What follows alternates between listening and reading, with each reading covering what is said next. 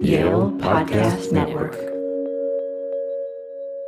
Welcome to the Quadcast, a Yale Divinity School podcast series dedicated to reflection on contemporary religious issues. In this episode, graduate student Emily Judd interviews Yale Divinity School professor Erika Helgen about liberation theology. They discuss the origins of the movement in South America and its different branches, from Black liberation theology to Palestinian liberation theology. You can't have one person speak for liberation theology because, it's not about applying the theology to a situation. It's about, being in the situation and then using that to inform your theology. And Professor Helgen lays out the liberation theology argument that Jesus was a political activist. For a liberation theologian, there's no way to not be political. By saying that you're apolitical, you are essentially taking sides with the status quo, and thus, in a system and structures of oppression, you're taking sides with the oppressor.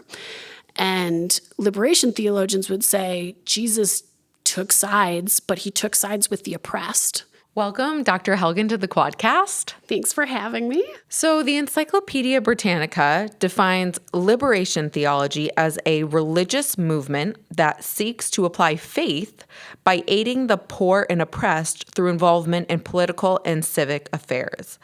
Is this an accurate definition of liberation theology? It's not a bad definition. I like that it talks about liberation theology being a movement. So traditionally, when we oftentimes think about theology, we think about, we look at the Bible and we look at church tradition and we think about how we can apply that to our lives and how we can, use the things that we read in the Bible to inform our views of, morality and good and bad in the world, right? And so liberation theology would reverse that direction and say, we're going to look at our world and we're going to become active in our world and then use that knowledge to inform how we read the Bible and how we interpret church tradition. And now the father of liberation theology is, that I've heard, the Dominican priest from Peru, Gustavo Gutierrez, who ended up writing a book called A Theology of Liberation. And he actually wrote in the book that a new awareness of Latin American reality is making headway.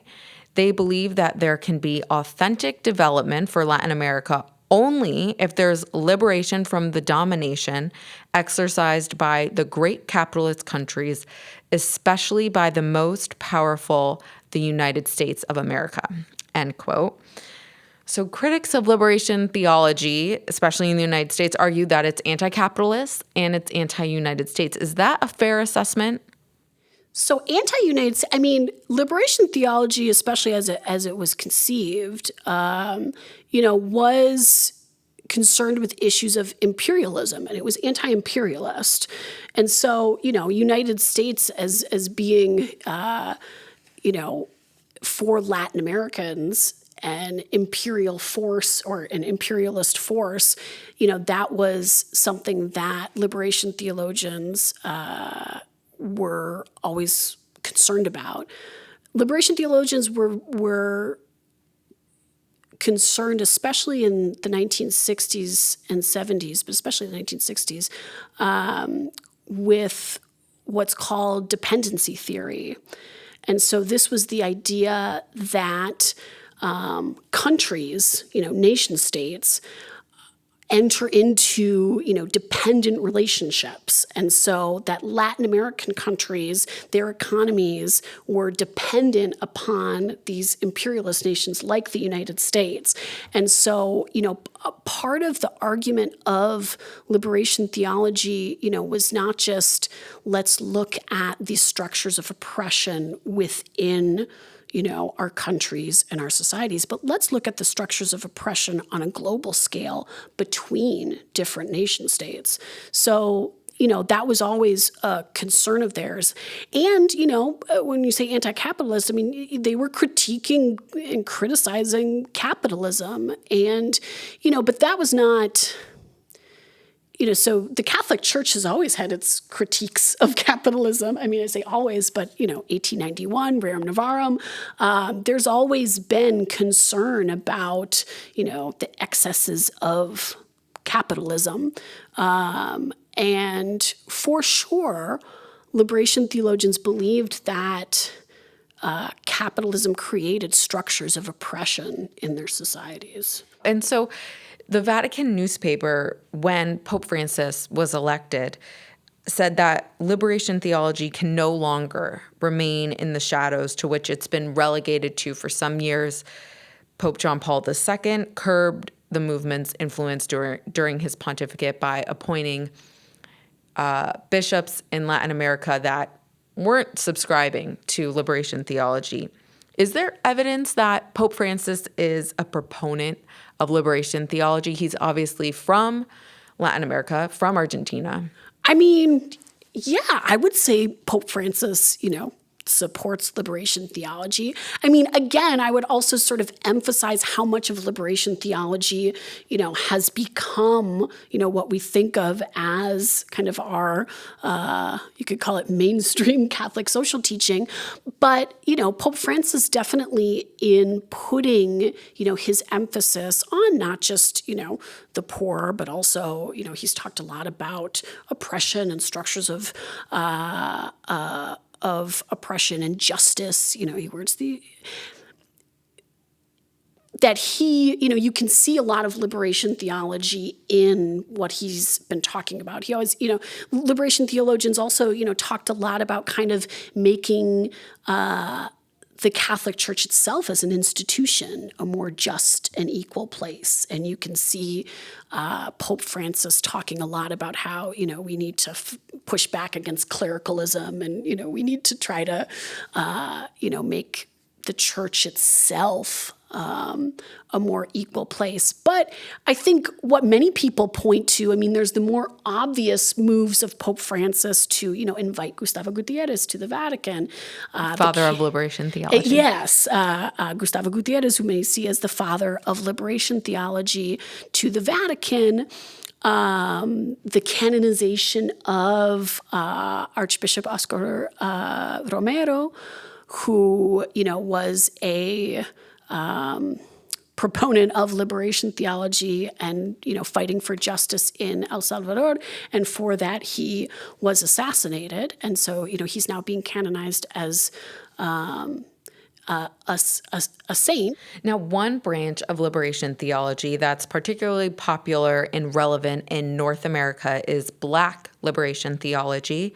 Arguably, the most famous Black liberation theologian was James Cone, who passed away earlier this year, who based his theology on God's liberation of Israel from Egypt in the Old Testament. What is unique about Black liberation theology? As opposed to Latin American liberation theology? Exactly. I mean, yeah, it's interesting, many people, I think, assume that Black liberation theology sort of, was inspired by or came after Latin American liberation theology, or vice versa, that Latin American liberation theology sort of, took as their foundation Black liberation theology. But actually, they developed relatively independently, almost at the same time, but independently. And so, I think... definitely Black liberation theology's focus on, racism and structures of racism in the United States is really what is so powerful. And I think, one of the useful things to think about is kind of what Black liberation theology and Latin American liberation theology, even if they developed relatively independently, what they learned from each other.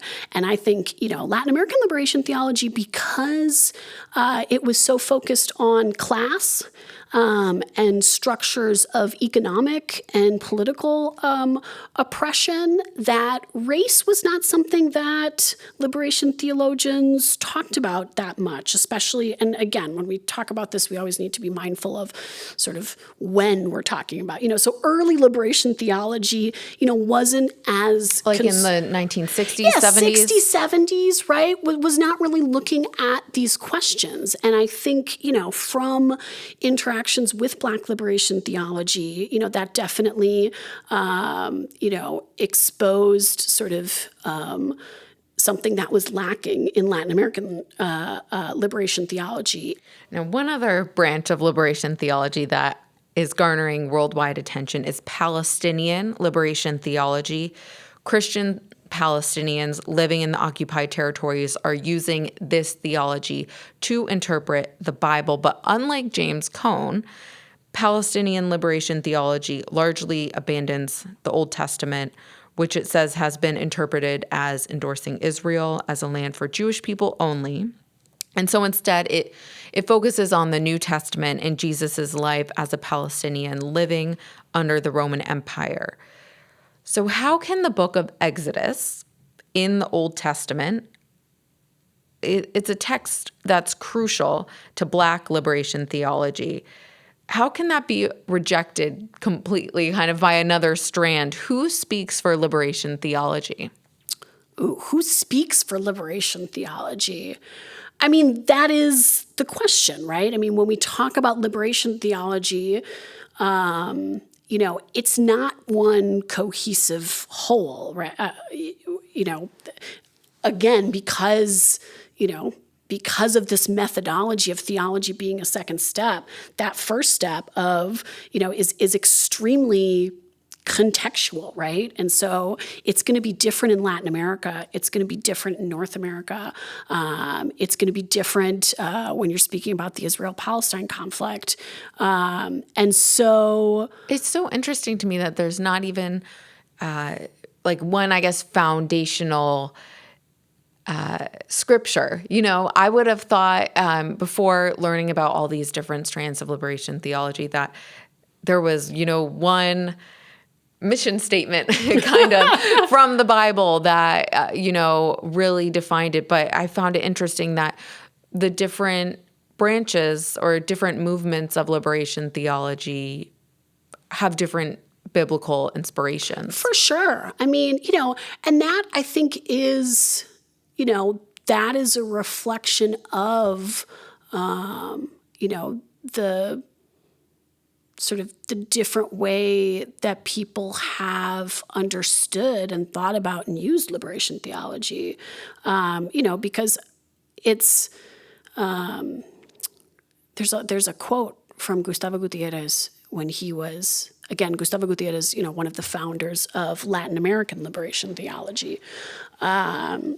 He was at some event, and someone asked him, actually this is relevant to what we're talking about, someone asked him, what is liberation theology's opinion of the Israel-Palestine conflict? And his response was, and again, I'm not quoting this exactly, but it was, liberation theology is not a political party, and I'm not its general secretary. And so, essentially what he was saying is, liberation theology is not something that you apply to different situations. And so, again, going back to this question of who speaks for liberation theology, you can't have one person speak for liberation theology because, it's not about applying the theology to a situation. It's about, being in the situation and then using that to inform your theology. And, Exodus is important for Black liberation theology. It's very important for Latin American liberation theology, but you also have Latin American liberation theologians who are using many other biblical texts. So again, the activism on the ground is oftentimes what informs, what type of theology you're going to do and what Bible passages you're going to look at. I find it ironic that the so-called or the supposed father of liberation theology said, I can't speak for liberation theology. So in the Christian tradition, there is a tendency to view religion as a rejection of the world. This can be interpreted to mean a rejection of worldly political activity, since Jesus was not a statesman, his kingdom was not of this world. But then there's the view that Christian liberation theology asserts that Jesus was a revolutionary whose movement ultimately conquered oppressive rulers of his time. Can the tension between these two views, that one, Jesus was apolitical, and two, that Jesus was a revolutionary, can that tension be reconciled?